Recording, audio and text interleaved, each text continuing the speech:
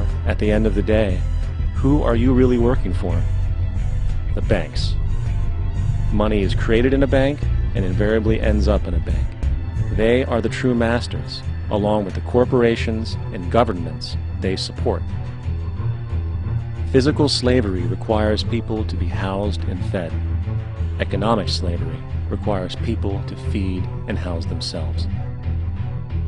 It is one of the most ingenious scams for social manipulation ever created, and at its core, it is an invisible war against the population. Debt is the weapon used to conquer and enslave societies, and interest is its prime ammunition.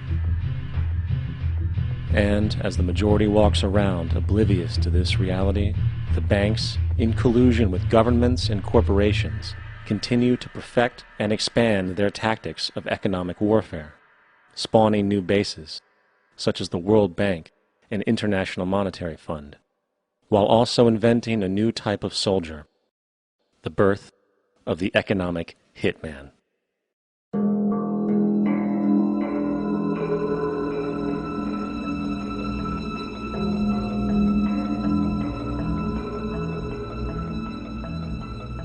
We economic hitmen really have been the ones responsible for creating this first truly global empire.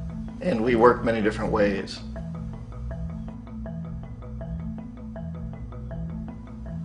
But perhaps the most common is that we will identify a country that has resources our corporations covet, like oil, and then arrange a huge loan to that country from the World Bank or one of its sister organizations. But the money never actually goes to the country. Instead, it goes to our big corporations to build infrastructure projects in that country, power plants, industrial parks, ports, things that benefit a few rich people in that country, in addition to our corporations, but really don't help the majority of the people at all. However, those people, the whole country is left holding a huge debt. It's such a big debt they can't repay it, and that's part of the plan, that they can't repay it. And so at some point, we economic hitmen go back to them and say, listen, you owe us a lot of money, can't pay your debt, so sell your oil real cheap to our oil companies. Allow us to build a military base in your country, or send troops in support of ours to someplace in the world like Iraq, or vote with us on the next UN vote. To have their electric utility company privatized and their water and sewage system privatized and sold to U.S. corporations or other multinational corporations. So there was that whole mushrooming thing, and it's so typical of the way the IMF and the World Bank work, that you put a country in debt, it's such a big debt it can't pay it, and then you offer to refinance that debt and pay even more interest. And you demand this quid pro quo, which you call a conditionality or good governance, which means basically that they've got to sell off their resources, including many of their social services, their utility companies, their school systems sometimes, their penal systems, their insurance systems, to foreign corporations.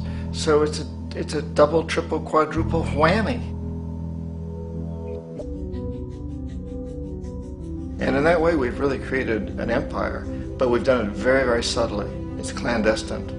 All the empires of the past were built on the military, and everybody knew they were building them. So the British knew they were building them, the French, the Germans, the Romans, the Greeks, and they were proud of it. And they always had some excuse, like spreading civilization, spreading some religion, something like that. But they knew they were doing it. We don't. The majority of the people in the United States have no idea that we're living off the benefits of a clandestine empire, that today there's more slavery in the world than ever before. And then you have to ask yourself, well, if it's an empire, then who's the emperor? Obviously, our presidents of the United States are not emperors. An emperor is someone who's not elected, doesn't serve a limited term, and doesn't report to anyone, essentially. So you can't classify our presidents that way. But we do have what I consider to be the equivalent of the emperor, and it's what I call the corporatocracy. The corporatocracy is this group of individuals who run our biggest corporations, and they really act as the emperor of this empire. They control our media, either through direct ownership or advertising. They control most of our politicians because they finance their campaigns, either through their corporations or through personal contributions that come out of the corporations. They're not elected, they don't serve a limited term, they don't report to anybody. And at the very top of the corporatocracy, you really can't tell whether a person's working for a private corporation or the government because they're always moving back and forth. So, you've got a guy who one moment is the president of a big construction company like Halliburton, and the next moment he's vice president of the United States, or the president who is in the oil business. And this is true whether you've got Democrats or Republicans in the office. You have to moving back and forth through the revolving door. And in a way, our government is invisible a lot of the time, and its policies are carried out by our corporations on one level or another. And then again, the policies of the government are basically forged by the corporatocracy and then presented to the government. They become government policy. So it's an incredibly cozy relationship. This isn't a conspiracy theory type of thing. These people don't have to get together and plot to do things. They all basically work under one primary assumption, and that is that they must maximize profits regardless of the social and environmental costs.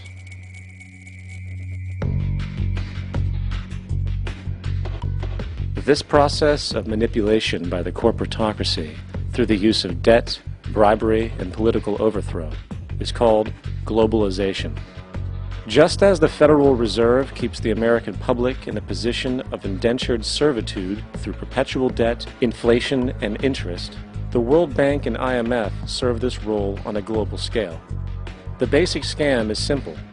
Put a country in debt either by its own indiscretion or through corrupting the leader of that country, then impose conditionalities or structural adjustment policies, often consisting of the following. Currency devaluation. When the value of a currency drops, so does everything valued in it. This makes indigenous resources available to predator countries at a fraction of their worth. Large funding cuts for social programs. These usually include education and healthcare, compromising the well-being and integrity of the society, leaving the public vulnerable to exploitation. Privatization of state-owned enterprises. This means that socially important systems can be purchased and regulated by foreign corporations for profit. For example, in 1999, the World Bank insisted that the Bolivian government sell the public water system of its third largest city to a subsidy of the U.S. corporation Bechtel. As soon as this occurred, water bills for the already impoverished local residents skyrocketed. It wasn't until after a full-blown revolt by the people that the Bechtel contract was nullified. Then there is trade liberalization, or the opening up of the economy through removing any restrictions on foreign trade. This allows for a number of abusive economic manifestations, such as transnational corporations bringing in their own mass-produced products, undercutting the indigenous production and ruining local economies. An example is Jamaica, which, after accepting loans and conditionalities from the World Bank, lost its largest cash crop markets due to competition with Western imports. Today, countless farmers are out of work, for they are unable to compete with the large corporations. Another variation is the creation of numerous, seemingly unnoticed, unregulated, inhumane sweatshop factories, which take advantage of the imposed economic hardship. Additionally, due to production deregulation, environmental destruction is perpetual, as a country's resources are often exploited by the indifferent corporations while outputting large amounts of deliberate pollution. The largest environmental lawsuit in the history of the world today is being brought on behalf of 30,000 Ecuadorian Amazonian people against Texaco, which is now owned by Chevron. So today it's against Chevron, but for activities conducted by Texaco. Estimated to be more than 18 times what the Exxon Valdez dumped into the coast of Alaska. In the case of Ecuador, it wasn't an accident. The oil companies did it intentionally. They knew they were doing it to save money out there rather than arranging for proper disposal. Furthermore, a cursory glance at the performance record of the World Bank reveals that the institution, which publicly claims to help poor countries develop and alleviate poverty, has done nothing but increase poverty and the wealth gap, while corporate profits soar. In 1960, the income gap between the fifth of the world's people in the richest countries versus the fifth in the poorest countries was 30 to 1. By 1998, it was 74 to to 1. While global GNP rose 40% between 1970 and 1985, those in poverty actually increased by 17%. While from 1985 to 2000, those living on less than $1 a day increased by 18%. Even the Joint Economic Committee of the U.S. Congress admitted that there is a mere 40% success rate of all World Bank projects. In the late 1960s, the World Bank intervened in Ecuador with large loans. During the next 30 years, poverty grew from 50% to 70%. Under or unemployment grew from 15 to 70%. Public debt increased from $240 million to $16 billion, while the share of resources allocated to the poor went from 20% to 6%. In fact, by the year 2000, 50% of Ecuador's national budget had to be allocated for paying its debts. It is important to understand the World Bank is, in fact, a U.S. bank, supporting U.S. interests. For the United States holds veto power over decisions, as it is the largest provider of capital. And where did it get this money? You guessed it, it made it out of thin air through the fractional reserve banking system. Of the world's top 100 economies, as based on annual GDP, 51 are corporations, and 47 of that 51 are US-based. Walmart, General Motors, and Exxon are more economically powerful than Saudi Arabia, Poland, Norway, South Africa, Finland, Indonesia, and many others. And as protective trade barriers are broken down, currencies tossed together and manipulated in floating markets, and state economies overturned in favor of open competition and global capitalism, the empire expands. You get up on your little 21-inch screen and howl about America and democracy. There is no America. There is no democracy. There is only IBM and ITT and AT&T and DuPont, Dow, Union Carbide, and Exxon. Those are the nations of the world today. What do you think the Russians talk about in their councils of state? Karl Marx? They get out their linear programming charts, statistical decision theories, Minimax solutions, and compute the price-cost probabilities of their transactions and investments, just like we do. We no longer live in a world of nations and ideologies, Mr. Beale. The world is a college of corporations, inexorably determined by the immutable bylaws of business. The world is a business, Mr. Beale.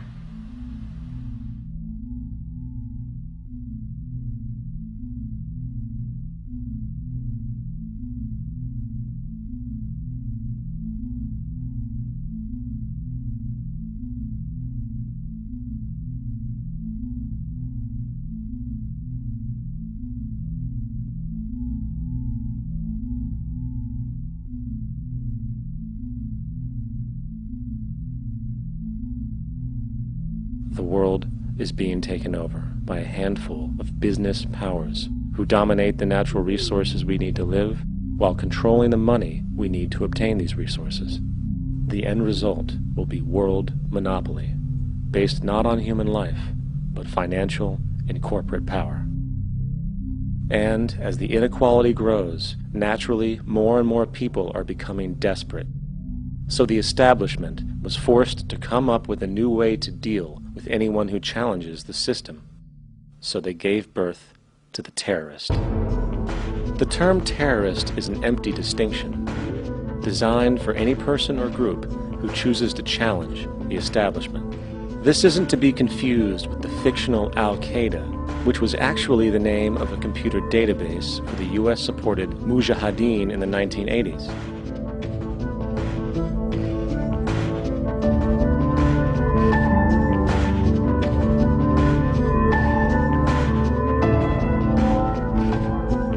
In 2007, the Department of Defense received $161.8 billion for the so-called global war on terrorism. According to the National Counterterrorism Center, in 2004, roughly 2,000 people were killed internationally due to supposed terrorist acts. Of that number, 70 were American. Using this number as a general average, which is extremely generous, it is interesting to note that twice as many people die from peanut allergies a year than from terrorist acts. Concurrently, the leading cause of death in America is coronary heart disease, killing roughly 450,000 each year. And in 2007, the government's allocation of funds for research on this issue was about $3 billion. This means that the U.S. government in 2007 spent 54 times the amount for preventing terrorism than it spent for preventing a disease which kills 6,600 times more people annually than terrorism does.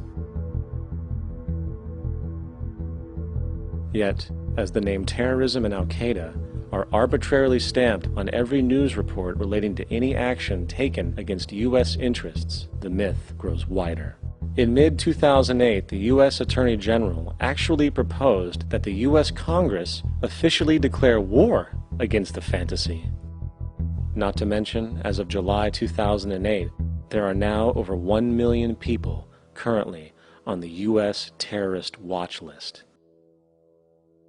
These so-called counterterrorism measures, of course, have nothing to do with social protection, and everything to do with preserving the establishment amongst the growing anti-American sentiment both domestically and internationally, which is legitimately founded on the greed-based corporate empire expansion that is exploiting the world.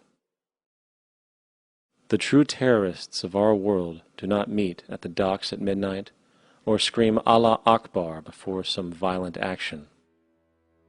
The true terrorists of our world wear $5,000 suits and work in the highest positions of finance, government, and business.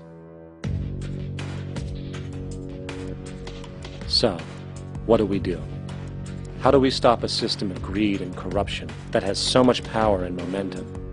How do we stop this aberrant group behavior which feels no compassion for, say, the millions slaughtered in Iraq and Afghanistan, so the corporatocracy can control energy resources and opium production for Wall Street profit?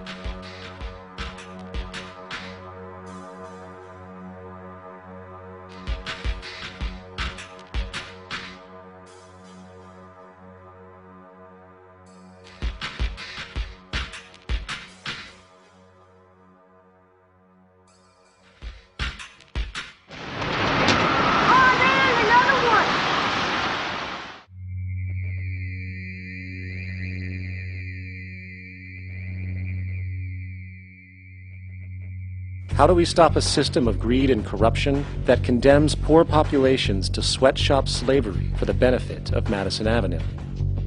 Or that engineers false flag terror attacks for the sake of manipulation? Or that generates built-in modes of social operation which are inherently exploitative? Or that systematically reduces civil liberties and violates human rights in order to protect itself from its own shortcomings? How do we deal with the numerous covert institutions, such as the Council on Foreign Relations, the Trilateral Commission, and the Bilderberg Group, and other undemocratically elected groups which, behind closed doors, collude to control the political, financial, social, and environmental elements of our lives? In order to find the answer, we must first find the true underlying cause. For the fact is, the selfish, corrupt, power, and profit-based groups are not the true source of the problem. They are symptoms.